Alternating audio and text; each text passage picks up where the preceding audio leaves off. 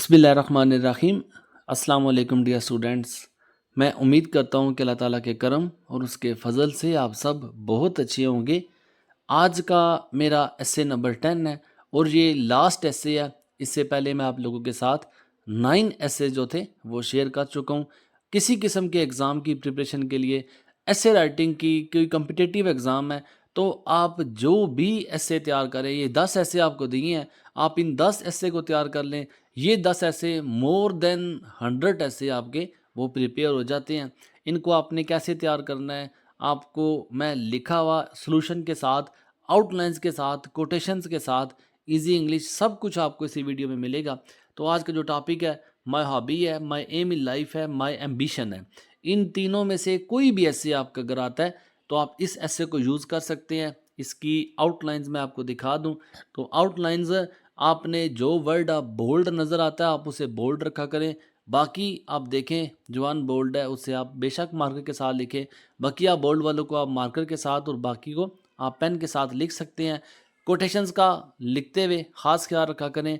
Outlines आपने दी हैं तो आपकी आउटलाइन ऐसे के साथ मैच करनी चाहिए। जो तरतीब है यही तरतीब आपकी ऐसे की भी होनी चाहिए। आपको आउटलाइंस के नंबर मिलते हैं, ये तब मिलते हैं जब आपकी आउटलाइंस आपके एस्से के साथ मैच कर रही होती हैं।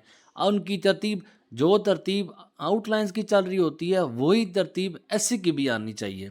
तो अगर इन बातों का ख्याल रखेंगे तो आपको आउटलाइंस के पूरे नंबर मिलते हैं। 5 नंबर मिलेंगे तो तब ही मिलेंगे जब आपकी आउटलाइंस आपके एस्से एस्से के साथ मिलती भी होंगी।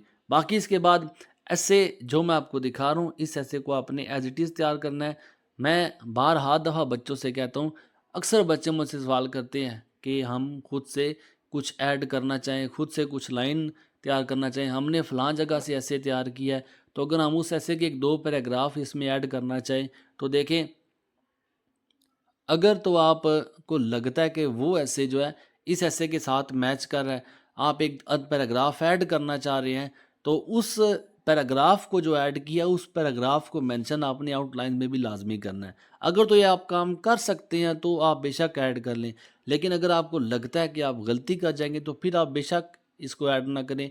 किसी टीचर की आप ले सकते हैं। कोटेशंस आप देख रहे हैं, इन कोटेशंस को अच्छे से तैयार करें। हर ऐसे में मैंने कोट्स ऐड की हैं ताकि बच्चों को एग्ज़ाम में अच्छे से अच्छे मार्क्स मिले, उनके ग्रेड्स इंप्रूव हो, वो अच्छे नंबर हासिल कर सकें। कोटेशंस जितनी आपको ज़्यादा लगती हैं तो आप इनको अपने हिसाब से भी तैयार कर सकते हैं। जो बच्चे सारी तैयार कर सकते हैं वो ज़रूर तैयार करें, एग्ज़ाम में अच्छे उनके मार्क्स आएंगे। लेकिन जो सारी नहीं तैयार कर सकते वो जितना पॉसिबल हो सकता है अच्छा तैयार करें। जो तैयार करें गलत नहीं लिख के आना, स्पेलिंग मिस्टेक नहीं करनी, ग्रामर मिस्टेक नहीं करनी, अंग्रेज़ी में आपने गलती नहीं करनी। ये आपके मार्क्स कटने की वजह बनता है। और अगर ऐसा बच्चा कि जिसे लगता है कि कोटेशन उससे याद नहीं हो सकती, इंग्लिश में आप रद्द बदल कर सकते हैं, वर्ड्स चेंज कर सकते हैं, लेकिन कोट्स आपको एज इट इज़ ऐड करना होता है। उसका रेफरेंस जिसके साथ दिए होते हैं आपने उस रेफरेंस को भी ऐड करना होता है। तो अगर आपको लगता है कि हम इस ऐसे में दी गई कोट्स को तैयार नहीं कर सकते तो फिर आपको ज़रूरत भी नहीं है उन कोट्स को तैयार करने की। जहाँ पे आप नंबरों की लालच करेंगे वहाँ पे आप नंबर गंवा भी देंगे। तो जो काम आपको दिया है, जो ऐसे आपको दिए हैं, मैं उम्मीद करता हूँ कि आप इन्हें अच्छा तैयार करेंगे। टोटल 10 ऐसे हैं, इन 10 एसेस को तैयार कर लें। इंशाल्लाह आप हर किस्म के एग्ज़ाम के जो ऐसी राइटिंग में आपका क्वेश्चन होता है आप आराम से टॉपिक्स जो है वो कवर कर लेंगे। दुआ में याद रखिएगा। जज़ाकल्लाह। अल्लाह हाफिज़। अस्सलाम वालेकुम।